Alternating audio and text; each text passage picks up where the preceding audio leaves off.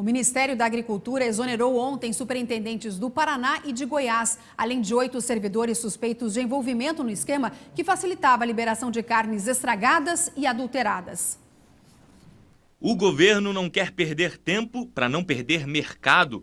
Grande importadora de carne bovina brasileira, a China não gostou nada e mandou um comunicado oficial ao Brasil pedindo explicações. O governo demitiu 2 superintendentes e 8 servidores suspeitos perderam o cargo de confiança. Uma força-tarefa com 30 auditores fiscais do Ministério começou a fazer inspeções nos frigoríficos suspeitos de adulteração. Todo produto deve ser vistoriado. O Brasil produz cerca de 10 milhões de toneladas de carne bovina por ano, 20% vendidos para fora do país. Michel Temer considerou um exagero a forma como a Polícia Federal divulgou a operação. Nós temos aqui 4.850 plantas, mais ou menos, de frigoríficos no Brasil. Ora, só 3 frigoríficos, 3 plantas, que foram interditadas.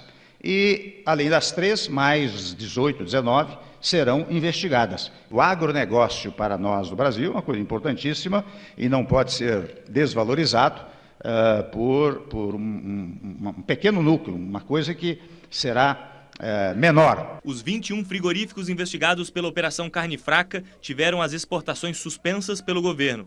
A venda dos produtos no Brasil não foram proibidas. O ministro da Agricultura afirmou que se todos os países interromperem a importação, será um desastre. É natural que esses países peçam informação para o Brasil. E a nossa força aqui no Ministério está para atendê-los. Nós esperamos que mais de 30 países questionem o Brasil sobre esse assunto. Situação complicada, principalmente para o estado de Santa Catarina. Prisco, boa tarde para você. Boa tarde, Diane. Hoje contamos com a presença de Enori Barbieri, presidente da SIDASC, nosso convidado, satisfação tê-lo aqui. Barbieri, essa primeira semana é fundamental para que possamos transmitir informação e tentar segurar essa situação de perda, né? Boa tarde. Boa tarde. Nós não temos nenhum país que interrompeu os negócios. Certo. Aqueles que suspenderam querem explicações.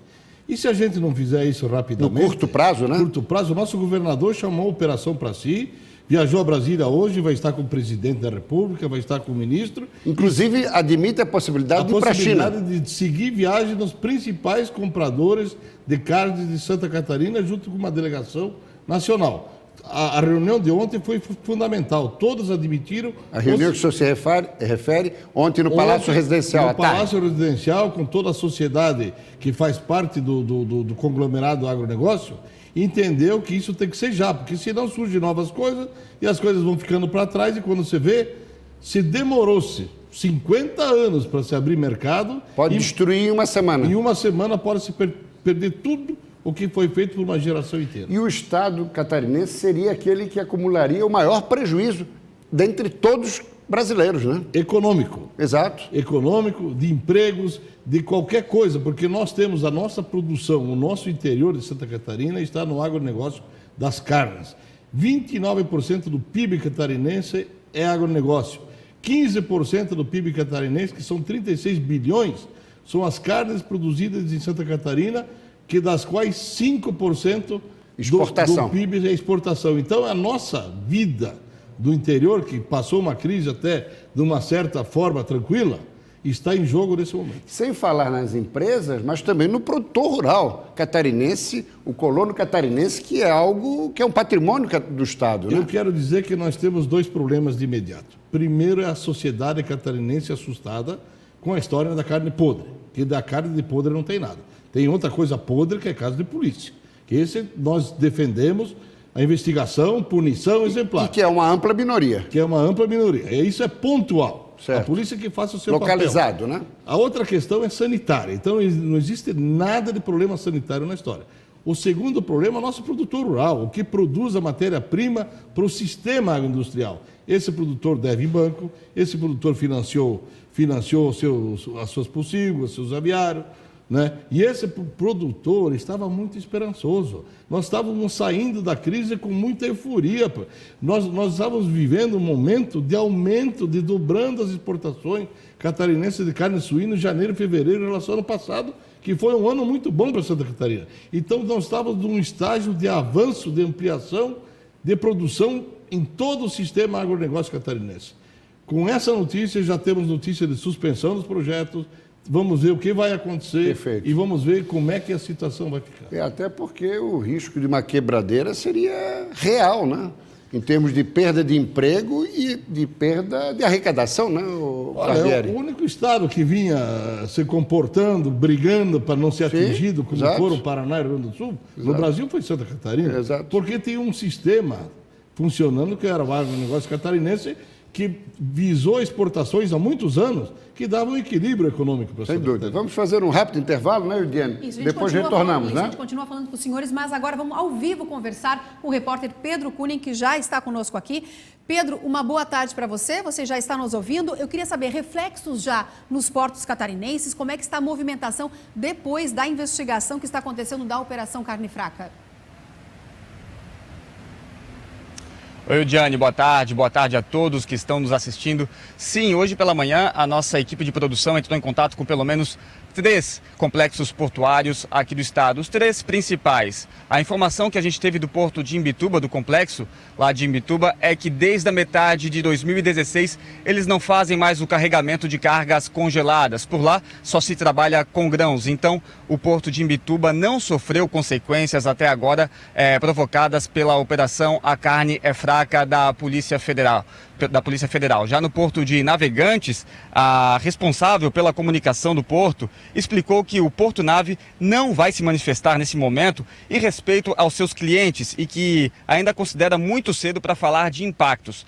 Destacou também que para falar que eles detêm 55% da movimentação de contêineres do estado. A carne congelada no Porto de Navegantes é um dos principais produtos movimentados nos terminais. Já o diretor comercial do Porto de Itajaí disse que tudo está sendo monitorado, mas que por enquanto a movimentação segue normalmente. Lá, já que os contêineres que lá chegaram há cerca de 5 ou 6 dias, os reflexos dessa operação devem começar a ser sentidos no início da próxima semana. Ele lembrou ainda que mais de 50% da movimentação do complexo portuário de Itajaí é de aves e carnes. E para a gente ter uma ideia do que isso representa, 44,24% da receita cambial do Porto de Itajaí nos 2 primeiros meses desse ano são devidas a exportações ao trabalho feito com aves. 19,48% do trabalho feito com carne bovina. O que a gente consegue sentir ao conversar com os responsáveis por esses complexos portuários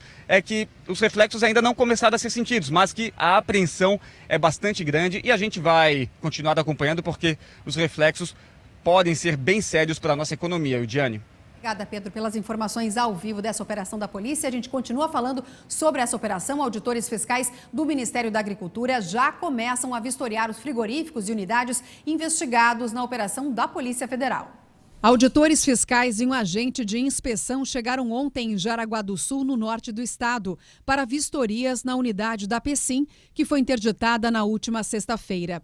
Amostras de matéria-prima, insumos e produto final serão enviadas para análise no Laboratório Nacional Agropecuário. Mesmo com o frigorífico interditado, funcionários continuam trabalhando. Segundo a investigação da Polícia Federal, uma veterinária que trabalhou na empresa até 2014 informou que a Pecim, com sede no Paraná, teria falsificado notas fiscais para justificar a compra de carnes estragadas. Depois, utilizava produtos químicos para mudar a cor e disfarçar o cheiro de carne podre. Um laudo deve apontar se foram usados ácidos que podem ser usados para mascarar essa má qualidade. O resultado deve sair em 20 dias. A unidade, com 80 funcionários, processa aproximadamente 10 mil toneladas de alimentos por mês. O dono da indústria foi preso na sexta-feira. Ele continua detido em Joinville e deve ser transferido para a Superintendência da Polícia Federal em Curitiba ainda nesta semana. Uma auditoria também deve ser realizada na sede da empresa no Paraná.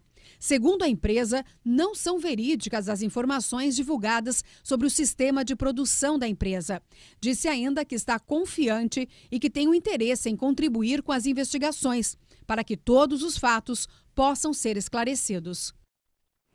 É um momento delicado, a gente volta com a nossa entrevista com o presidente da SIDASC, sendo um momento delicado, né? É importante a gente destacar aqui para os nossos telespectadores do SBT Meio-Dia o trabalho realizado. É importante, um trabalho muito sério realizado pela SIDASC. Bom, primeiro, a SIDASC faz a supervisão, acompanhamento de todos os animais que vão para frigoríficos de inspeção federal.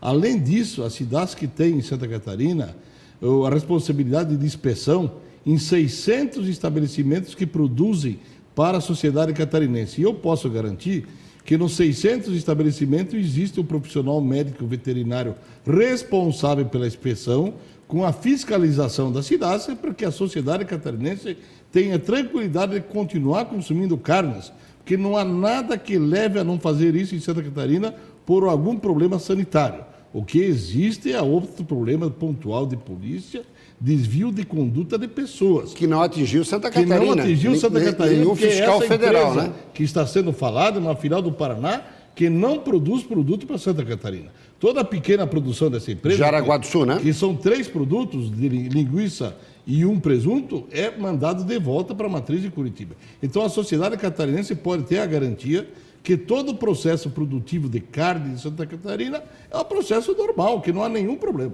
Agora, a preocupação é clara, né, o Barbieri? Uma situação que gera uma situação muito delicada para o nosso Estado, né? Olha, nós vamos ser atingidos diretamente. Aqui é o berço do agronegócio, agroindústria nacional. As nossas 2 empresas citadas que nasceram aqui já perderam 7 bilhões na Bolsa de Valores, já é prejuízo de 7 bilhões. Os prejuízos vão ser inevitáveis. Sadia e Perdigão. A Sadia, BRF e Perdigão. A Seara junto. A Seara junto. A Seara junto. O que nós temos que evitar é a suspensão das exportações. Nós temos capacidade de estoque de produtos de 6 dias. Se não embarcar produto em 6 dias, não tem mais como abater. Nós não temos, porque é muita produção para o mundo inteiro. Daí já compromete todo o processo da cadeia produtiva, né? E no final, no início vamos ter carne barata para a sociedade, mas a curto prazo vai acabar, porque ninguém mais vai produzir. E daí vai ser muito caro e a sociedade vai pagar a conta. Nori Barbieri, muito grato pela entrevista. Satisfação tê-lo aqui e vamos apostar que consigamos dar a volta por cima para que o nosso Estado não seja tão afetado. Eu não tenho nenhuma dúvida, sempre fui otimista na minha vida. A gente vai sair fortalecido desse processo, como saímos até agora. Agora precisamos agir rapidamente para amenizar as principais questões que estão aí, para minimizar e a gente poder... E além de preservar o nosso Estado, em homenagem ao produtor rural catarinense que merece todo o nosso respeito. Com certeza. Né? Falando sobre isso, presidente, até ele dizer que quero que o senhor acompanhe essa reportagem, que hoje a gente foi até o Oeste Catarinense, a nossa equipe, para ver como é feita a criação de animais. Nossa equipe visitou até um aviário e uma propriedade de gado de corte. Dá só uma olhada. Este produtor de gado de corte recria mais de 900 animais nesta propriedade no interior de Chapecó. Tudo porque os terneiros são comprados em feiras. Aqui eles se alimentam do pasto por 1 ano, até chegar aos 300 quilos. Eu adquiro os terneiros com 9, 10 meses, né? Após desmamados, né?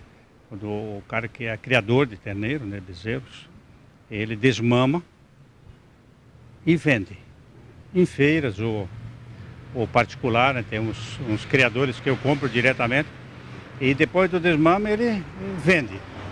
Aí eu recrio ele até atingir 350 quilos e confinar e vender. Em seguida eles vão para o confinamento, onde permanecem por 90 dias, para depois serem levados aos frigoríficos. O processo é parecido com quem cria aves. Este aviário, também no interior do estado, cria mais de 3 mil perus.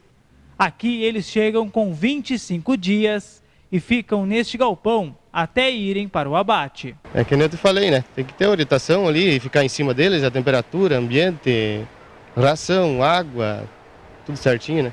O tempo de permanência é de 100 dias e saem pesando mais de 20 quilos. Nas 2 propriedades, os cuidados com as temperaturas e a alimentação são essenciais. Tudo feito com bastante atenção, priorizando sempre a qualidade. Santa Catarina é diferenciado, né?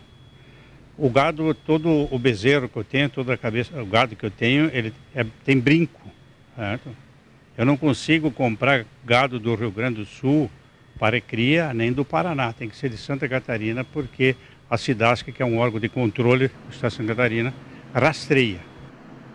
É controle e fiscalização, né, Prisco? Até seguramos aqui o presidente da SIDASC para fazer um rápido comentário sobre essa reportagem que está no eixo daquilo que colocávamos, da valorização do nosso produtor rural, né, Barbieri? Primeiro tem que dizer que nós não exportamos volume de carne bovina porque nós somos importadores para o consumo interno. Nos faltam aí 150 mil toneladas das 300 mil que a gente... Mas o mercado de carne bovina está aberto no mundo inteiro. E o que se viu aí são animais de ponta de um trabalho reiniciado em Santa Catarina também com vista às exportações. Aí se viu um produtor de alto nível, os animais mostram isso, e Santa Catarina redescobriu o nicho da pecuária de corte com animais de alto valor agregado, de qualidade para exportações. Estava se iniciando um processo tipo de aves e suínos. Infelizmente, o Brasil é o maior exportador mundial e a carne bovina vai ser um dos produtos muito problemáticos agora nas suas exportações e nós vamos ter que também acumular prejuízo em cima disso. E tu me dizias que o proprietário é um magistrado, um juiz aposentado? Aposentado que está se dedicando a uma atividade talvez prazerosa ou de infância. Veja só, Idiane, veja só. Barbieri, muito grato. Obrigada pela presença. Obrigada, Prisco, por enquanto. Valeu.